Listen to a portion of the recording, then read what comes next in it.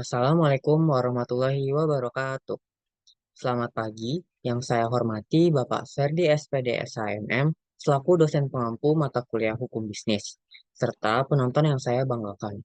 Saya Denis Yadinata dengan NIM 17066230076 dari program studi S1 Akuntansi A ingin memaparkan hasil proyek UAS yaitu poster yang berjudul Analisis Kasus Plagiarisme Logo PT KAI oleh Public Transport Service atau PTS dari Polandia. Nah, plagiarisme adalah tindakan menjiplak karya orang lain tanpa izin yang dapat terjadi dalam berbagai bentuk, termasuk logo perusahaan.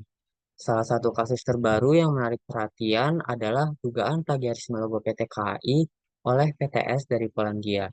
Kasus ini menunjukkan pentingnya perlindungan hak kekayaan intelektual dalam dunia bisnis, karena plagiarisme logo dapat merusak reputasi perusahaan, mengurangi nilai merek, dan menimbulkan kerugian finansial yang signifikan. Nah, dalam konteks ini, perlindungan hukum terhadap merek dagang di Indonesia diatur oleh Undang-Undang Nomor 20 Tahun 2016 tentang merek dan indikasi geografis. Perlindungan ini memberikan hak eksklusif kepada pemilik merek untuk mencegah penggunaan merek tanpa izin. Namun, dalam kasus internasional seperti dugaan plagiarisme logo PT KAI, perlindungan ini harus disesuaikan dengan ketentuan hukum di negara lain serta perjanjian internasional.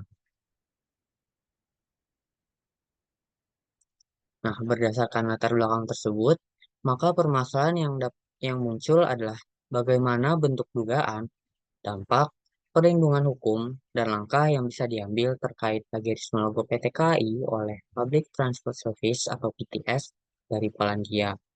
Maka dari itu, analisis ini dilakukan dengan tujuan umumnya adalah menganalisis kasus dugaan plagiarisme logo PT KAI oleh PTS dari Polandia, serta dampak dan langkah hukum yang dapat diambil. Dan tujuan khususnya adalah mengidentifikasi bentuk dugaan plagiarisme, dampak hukum dan bisnis, serta langkah hukum untuk melindungi hak kekayaan intelektual PT KAI.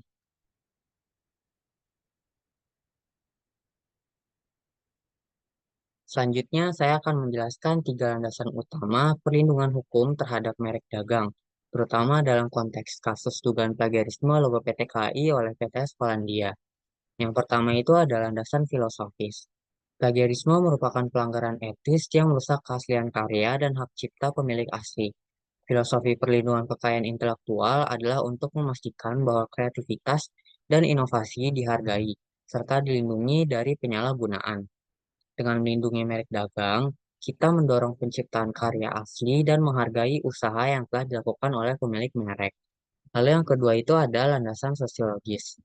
Dalam konteks sosial, plagiarisme mengurangi kepercayaan publik terhadap institusi atau perusahaan yang karya atau mereknya ditiru. Perlindungan merek dagang sangat penting untuk menjaga reputasi dan identitas perusahaan di mata publik. Ini memastikan bahwa konsumen dapat mengenali dan mempercayai produk atau jasa yang mereka gunakan, yang pada gilirannya akan mendukung perekonomian lokal dan juga nasional. Lalu yang ketiga itu adalah landasan yuridis. Perlindungan hukum terhadap merek dagang di Indonesia diatur dalam UU Nomor 20 Tahun 2016 tentang merek dan indikasi geografis atau UU MIG. Undang-undang ini menggantikan UU Nomor 15 Tahun 2001 dan mencakup definisi, pendaftaran, perlindungan merek, non-tradisional, dan durasi perlindungan selama 10 tahun yang dapat diperpanjang. Selain itu, Indonesia mematuhi perjanjian internasional seperti TRIPS atau Trade Related Aspect of Intellectual Property Rights dan Konvensi Paris yang memberikan dasar hukum kuat bagi PT KAI untuk menuntut hak mereka di tingkat internasional dan mendapatkan perlindungan serta kompensasi atas pelanggaran yang terjadi. Nah, dengan memahami ketiga landasan ini, kita dapat melihat pentingnya perlindungan merek dagang dari perspektif etis, sosial, dan hukum, serta langkah-langkah yang dapat diambil untuk melindungi hak-hak pemilik merek dalam kasus plagiarisme.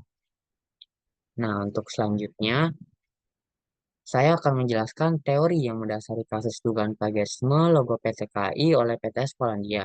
Teori yang saya gunakan adalah plagiarisme, hak kekayaan intelektual, dan merek dagang. Yang pertama itu ada plagiarisme. Plagiarisme adalah tindakan meniru atau menjiplak karya orang lain tanpa memberikan kredit atau izin yang seharusnya. Ini merupakan pelanggaran etis dan merusak integritas serta kepercayaan terhadap individu atau institusi yang melakukan plagiarisme. Lalu yang kedua itu ada pelanggaran hak kekayaan intelektual. Pelanggaran HKI adalah tindakan ilegal yang melibatkan penggunaan karya yang dilindungi oleh hak cipta, paten, merek dagang, atau hak desain tanpa izin dari pemegang hak. Ini termasuk menyalin, mendistribusikan, atau menggunakan karya tersebut tanpa izin yang sah. Nah, lalu yang ketiga, itu ada merek dagang.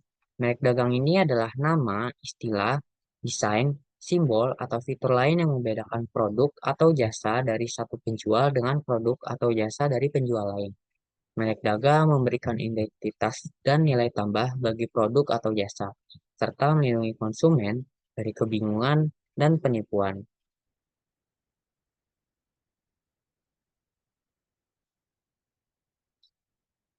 Selanjutnya yaitu kasus dugaan plagiarisme logo PT KI oleh PTS dari Polandia menjadi perbincangan hangat yang dimulai melalui akun Jalur 5 Community atau @jalur5_ yang memviralkan informasi ini via media sosial X lewat unggahan pada 12 Maret 2024. Jalur 5 Community mendapatkan gambaran logo PTS yang mirip logo KAI itu di Google Street View. Kemiripan antara logo kedua perusahaan ini sangat mencolok pada desain grafisnya. Logo lama PT KAI yang digunakan dari tahun 2011 hingga tahun 2020 diduga telah diciplak oleh PTS sejak tahun 2016. Saat ini, PT KAI sedang mempelajari langkah hukum yang dapat mereka ambil untuk menanggapi dugaan plagiarisme ini. Seperti pada tanggapan dari EVP Public Relations KAI, inisial JM, mengatakan bahwa terkait dugaan kemiripan logo KAI yang lama dengan suatu instansi di Polandia, yang dimaksud akan kami pelajari lebih lanjut dari berbagai aspek aturan yang berlaku. Nah, bisa dilihat di sebelah kiri bahwa kedua logo berikut sangatlah mirip dan yang membedakan hanya tulisan di bawahnya saja. Oke, selanjutnya, dugaan plagiarisme ini berpotensi menyebabkan sengketa hak kekayaan intelektual antara PT KAI dan PTS. Jika terbukti ada pelanggaran, PT KAI dapat mengambil langkah hukum seperti mengajukan gugatan di pengadilan HKI atau melakukan melalui mediasi. Dari sisi bisnis, plagiarisme ini bisa merusak reputasi dan citra PT KAI, mengurangi kepercayaan konsumen, serta menurunkan loyalitas pelanggan. Nah, terkait hal ini, PT KAI dapat mengambil beberapa langkah untuk melindungi HKI mereka, yaitu dengan yang pertama, yaitu mengirimkan surat teguran kepada PTS. Langkah awal yang dapat diambil oleh PT KAI adalah mengirimkan surat teguran atau somasi kepada PTS. Surat teguran ini berfungsi sebagai pemberitahuan resmi bahwa PT KAI menyadari adanya dugaan pelanggaran terhadap hak cipta logonya dan meminta PTS untuk segera menghentikan penggunaan logo tersebut.